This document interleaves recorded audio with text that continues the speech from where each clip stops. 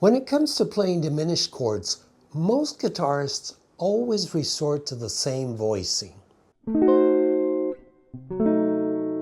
This voicing is derived from the octatonic symmetrical diminished scale, and the reason most guitarists just play this single voicing is due to the fact that when inverting this chord, you end up with identical shapes.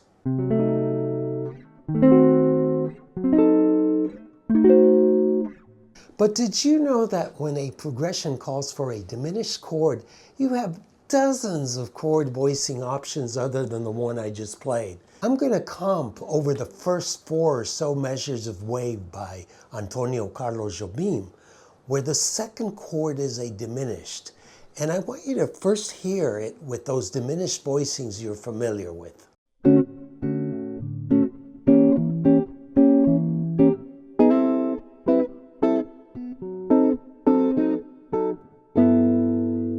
Nothing wrong with that. However, if I really wanted to explore alternate possibilities over those diminished chords, this is how it might sound.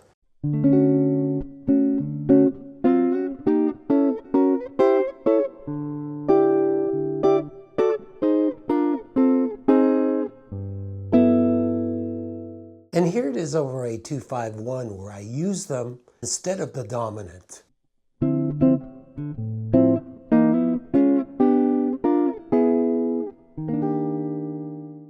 These are what I like to call adult diminished chords, and it is something jazz pianists use a lot.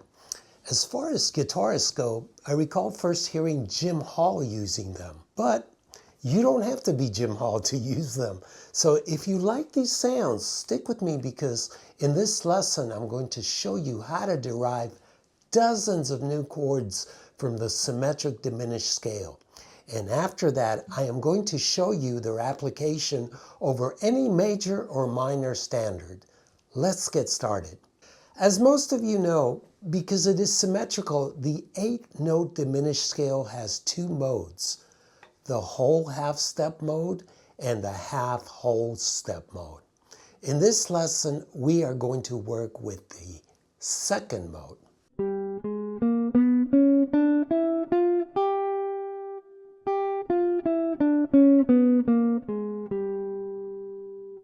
If we look at the notation, we can see that the notes in the half whole step mode contain those of a dominant chord. That is, we have a 1, a 3, a 5, and a flat 7. And the remaining notes, except for the 13, are all altered upper extensions. That is, the flat 9, the sharp 9, and the sharp 11. And this allows us to understand the fact that those drop 2 diminished chords we always play can be viewed as rootless dominant chords. This voicing here can be viewed as a G7 flat 9 chord with the 3rd in the bass. So we have B, F, which is the flatted 7, A flat, which is the flatted 9, and D, which is the 5th. There is no root. It's an imaginary root here. And this can resolve, if we're thinking of G as the root, a perfect fifth down to a C, major or minor chord. Now, because this is symmetrical, if we go up a minor 3rd, we have the same shape. Now we could view the imaginary root here as a B flat, meaning that it could resolve to an E flat major or minor. And we keep going up another minor 3rd. Now we have the imaginary root here, which is a D flat, and resolves to a G flat major or minor. And if we go 1 additional minor 3rd up, we come to an E 7 flat 9 and can resolve to an A major or minor.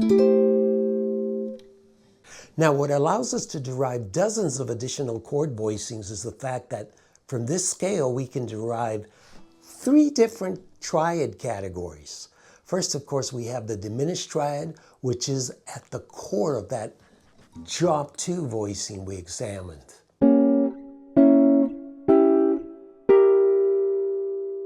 Furthermore, we have two additional inversions that we can also symmetrically invert.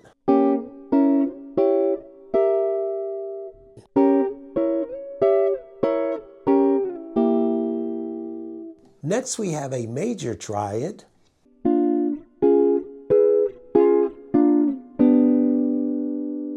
In first inversion, it would be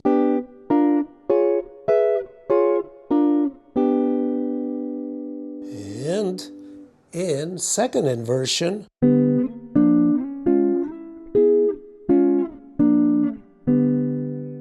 and finally we have a minor triad.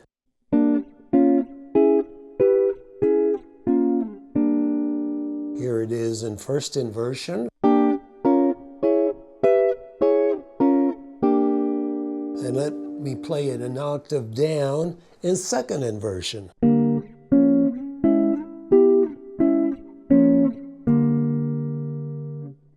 Now this is where it starts to get interesting. With this information, we can create different symmetrical triad pairings for each category by simply combining two of their inversions. Let me show you a couple of examples using two major triads.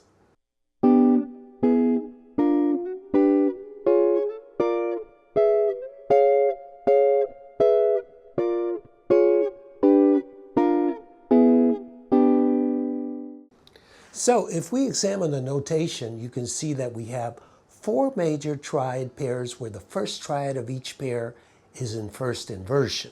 And the second one, whose root is located a major sixth up or minor third down, is in second inversion. And you'll notice that these pairs repeat, ascending or descending a tritone away a total of 3 times. Then again, and finally. So in essence, it is a cycle which you can start with any of the triad pairs until you resolve them. And since they have a dominant function, they can resolve to a major or minor chord, a perfect fifth down. So I can go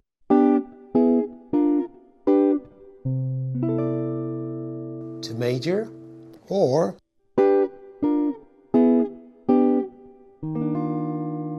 to minor. Here's another major triad pairing which is fairly easy to play.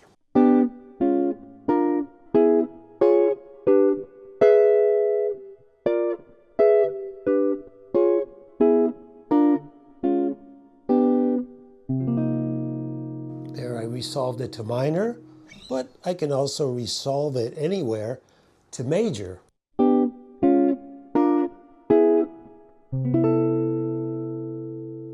The same concept I demonstrated with major triads can be done by combining inversions of two minor triads, two diminished triads, and even triads in fourths.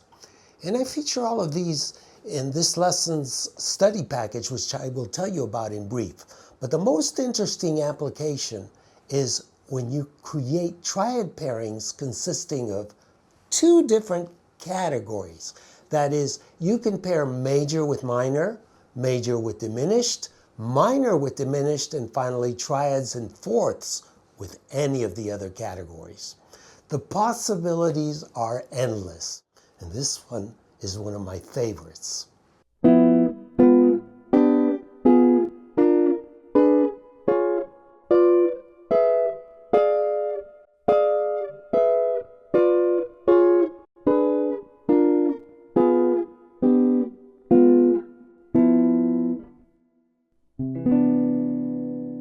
We solved it to major there.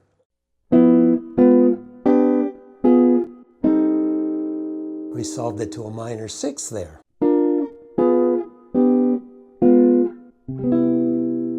Back to a major. Next, I want to show you mixed triad applications over dominant to tonic progressions in both major and minor. But before doing so, I want to tell you about this lesson's download.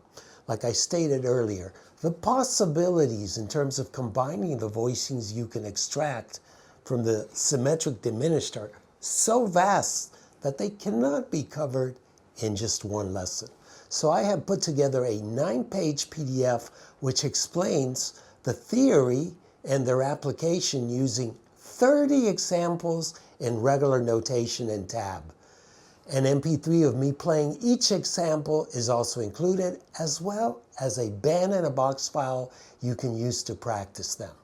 And all of this can be downloaded for a nominal contribution from jazzguitar.richiezelland.com/premium, and you will find a direct link in the description below this video. Here's another one.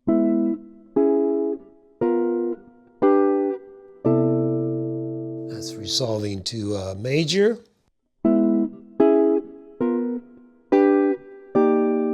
Resolving to minor. And if we go the other way, we go backwards.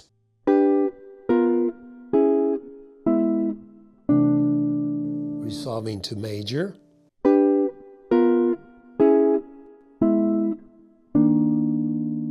Resolving to minor. So I'm curious to know your thoughts.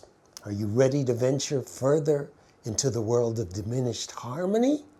If so, I also want to take this opportunity to recommend that you watch my lesson, Ravel Chords for Jazz Guitar Part 1. And that is because in this lesson, I have covered the application of diminished chords as in their dominant function.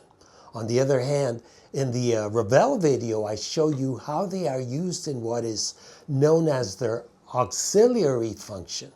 And I will place a direct link in the info section below. As usual, I appreciate your likes and comments. Be sure to let me know if you learned something new today. I'm Richie Zelland, and until we meet again, you know the drill. Practice, practice, practice. Take a break. Rinse and repeat. May peace be with you.